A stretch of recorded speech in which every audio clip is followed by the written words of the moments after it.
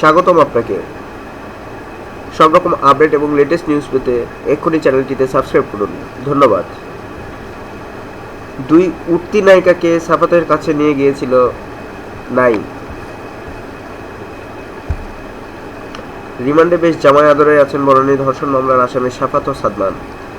তারা অভিজাত হোটেলের খাবার ও বিদেশি ব্র্যান্ডের সিগারেটও পাচ্ছেন ডিবি হেফাজতে। বনানী ধর্ষণ ঘটনার পরই প্রথম দিনে রিমান্ডে সাফাত আহমেদ বলেছিলেন দেশের 4 জন নায়িকার সঙ্গে তার সম্পর্ক রয়েছে।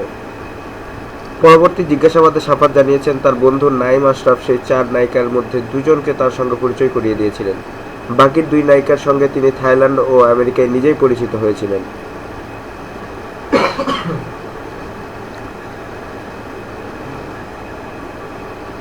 নাইম আশরাফ যে 2 উঠতি নায়িকাকে সাফাতের সঙ্গে পরিচয় করিয়ে দিয়েছিলেন তারা হলেন লামিয়া মিমো ও রাহা তানহা। তাদের 2 জনের নাইমের সঙ্গে বন্ধুত্ব ছিল বলে জানা গেছে।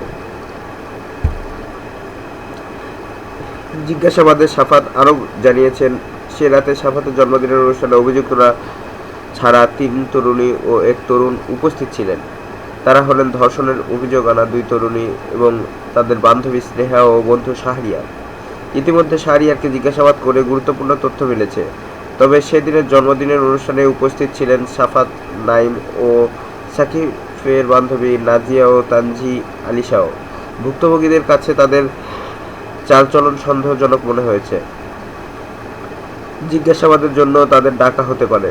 সেদিন ঘটনার আগে পরে সাফাতের কল লিস্ট যাচাই করে ফোনালাপ সংগ্রহ করা হয়েছে।